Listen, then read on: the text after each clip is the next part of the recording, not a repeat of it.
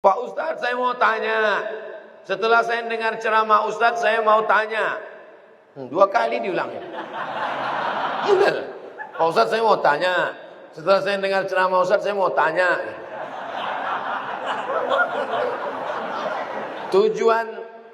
Tujuan hidup di dunia ini harusnya seperti apa, Pak Ustadz? Untuk apa kita di dunia ini, Pak Ustadz?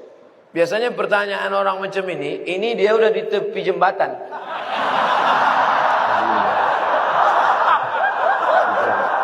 Untuk apa hidup ini? Udah streaming. Untuk apa hidup ini?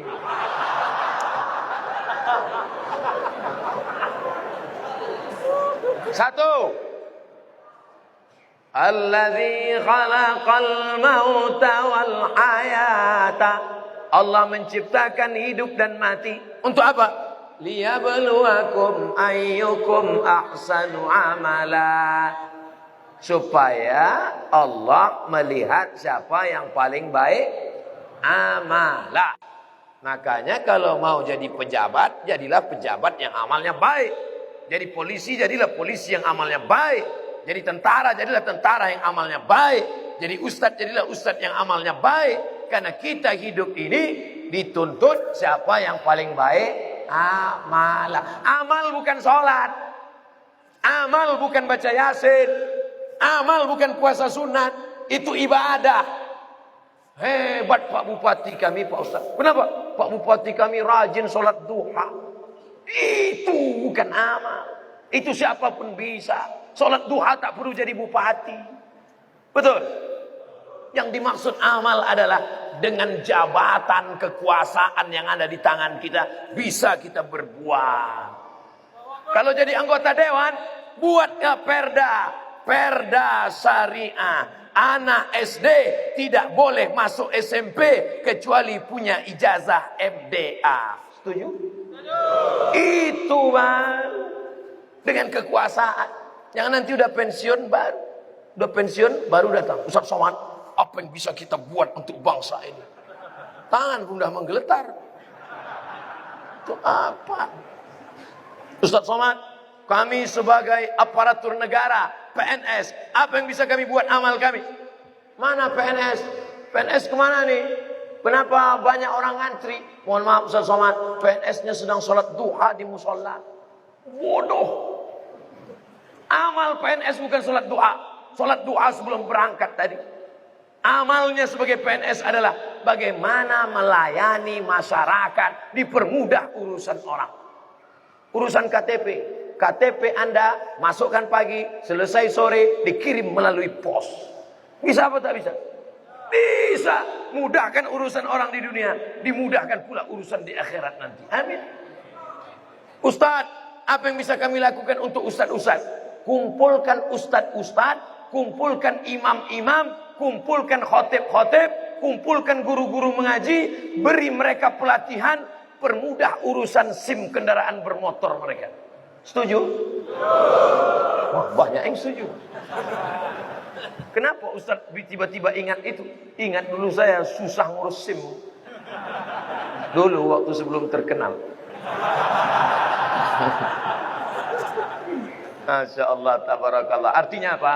Ketika Allah titipkan jabatan di tanganmu, pakailah. Ayyukum ahsanu amala. Ustaz, kami ini masih mahasiswa, masih sekolah. Lalu amal kami apa? Kau senangkan saja hati orang tuamu, pulang ke rumah, ayah, emak, ini transkrip nilai, mak. Nih. Berapa IP kau nak? 2,0. Hah? Kenapa 2,0? Ayah sabar ya. Ini takdir dari Allah. Anak hantu. Dikasih duit bukannya menyelesaikan masalah, menambah masalah. Yang masih kuliah, yang masih sekolah, kalau belum bisa kalian senangkan emak ayah kalian, jangan kalian susahkan mereka.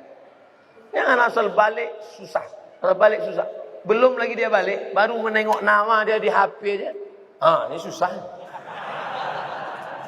Yang pertama amalah. Yang kedua baru wa ma khalaqtul jinna wal insa illa liya'budun, ibadah. Itulah dia salat, baca Quran, tahajud, puasa sunat, itu ibadah. Jadi kita ini gunanya di dunia ini cuma dua saja. Amal dengan ibadah. Masuk kantor jam 8 pagi, pulang jam 4 sore. Disiplin, tidak bolos ke mall. Itu namanya amal. Bapak polisi merazia orang, melanggar peraturan.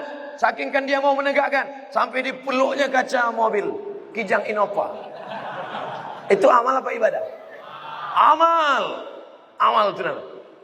Ustaz tahu dari mana? Saya tengok tadi di Instagram. Dua itu saja tujuan kita hidup ini, amal dan ibadah. Perbaiki amal, perbaiki ibadah. Banyak orang ibadahnya bagus, amalnya tak bagus. Banyak orang amalnya bagus, ibadahnya tak bagus. Yang lebih parah, amal tak bagus, ibadah tak bagus. Siapa yang amalnya tak bagus, ibadahnya tak bagus, pergi ke jembatan Barelang. Untuk apa ke situ Pak Ustaz? Nah, jangan kau tanya lagi. Saking tak ada lagi kertas dah.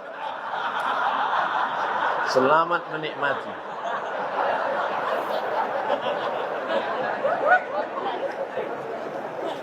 Apakah azab hanya ada untuk orang yang sudah meninggal saja? Allahumma inni a'udzubika min azabi jahannam wa min azabil qabri wa min fitnatil mahya wal mamat wa min syarri fitnatil masiihid dajjal. Hadis riwayat Muslim. Baca sebelum salam. 4. Allahumma inni a'udzubika min azabi jahannam wa min azabil qabri wa min fitnatil mahya wal mamat wa min syarri fitnatil masiihid dajjal. Tangannya tetap satu, jangan 4. Hadis sahih. Menunjukkan dalam doa ini bahwa azab itu ada azab di dunia, ada azab di akhirat. Fitnatil mahya, azab hidup, ada azab hidup, ada azab akhirat. 2. Apa perbezaan cobaan dan azab? Salat rajin, puasa rajin, tak pernah mencuri, tak pernah maksiat, tiba-tiba sakit. Itu ujian, karena Allah ingin mengangkat derajatnya. Minum khamar, mabuk, tiba-tiba sakit, azab dari Allah. Tapi azabnya itu pun juga Allah ingin menghapuskan silap salahnya. Makanya kalau ada orang sakit, ada 3 kemungkinan. Pertama, azab karena balasan atas dosa-dosanya, tapi di balik azab itu juga ada rahmat supaya dosanya hilang. 2, Allah ingin mengangkat derajatnya karena dia sabar menerima ujian. 3, Allah sudah menempatkan dia di surga tertinggi tapi amalnya kurang. Maka kata Allah kepada malaikat, malaikat kasih dia ujian supaya kalau dia cukup maka dia ditempatkan. Mudah-mudahan kita semuanya sudah ditempatkan di surga Jannatul Firdaus. Tinggal lagi menambah amal-amal kita. Ini udah kemarin nama dia di mana nih? Ini di Firdaus ya Allah. Amal dia di mana? Amal dia kurang-kurang sedikit. Nah, buat dia agak demam-demam puyuh 3 hari. Kalau dia sabar, masuk.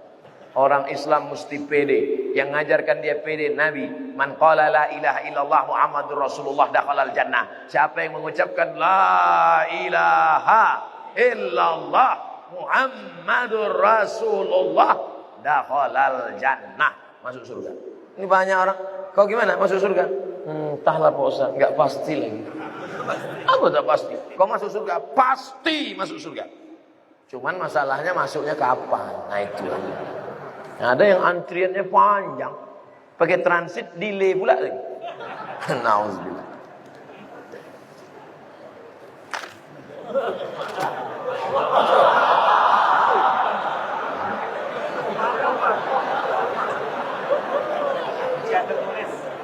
Ujian lisan tertulis. Pertama-tama, mau pakai pertama-tama. Izinkan saya mengirimkan Al-Fatihah untuk Ibunda Ustadz Abdul Somad Hajjah Rohana binti Nuruddin. Al-Fatihah. A'udzubillahi minasyaitonir rajim. Bismillahirrahmanirrahim. Alhamdulillahirabbil alamin. Arrahmanir rahim. Maliki yaumiddin. Iyyaka na'budu wa iyyaka nasta'in. Ihdinas siratal mustaqim. Siratal ladzina an'amta 'alaihim ghairil maghdubi 'alaihim waladdallin. Amin. Semoga Allah mengampunkan segala salah dan dosanya. Amin ya rabbal alamin. Ketika saya sholat berjamaah, saya berada di shaf kedua. Ada makmum di depan saya, sholatnya batal. terus saya maju ngisi sop yang kosong. Apakah yang saya lakukan itu benar? Atau sebaiknya makmum yang di sebelah orang yang batal itu yang menggeser? Ada dua cara. Mohon maaf saya belakangi tuan-tuan. Yang jadi patokan imam di tengah. Imam di tengah. Lalu kemudian di mana orang yang batal tadi? Di sini. Kalau orang yang batal tadi di sini, maka sop sini rapat kemari. Kalau yang batal tadi di sini, yang sop sini datang kemari. Karena rapatnya kemari, bukan ke sana. Kalau tuan yang di belakang nengok dia tak bergerak, entah saking khusyuk atau dia takut, maka yang belakang ni maju ke depan. Nampak dia? Tengok beberapa detik tak bergerak, maju ke depan. Nah, nanti baru yang belakang pula maju ke depan. Tak boleh ada sop kosong. Dua cara, samping ni ke tengah atau yang belakang tu ke depan.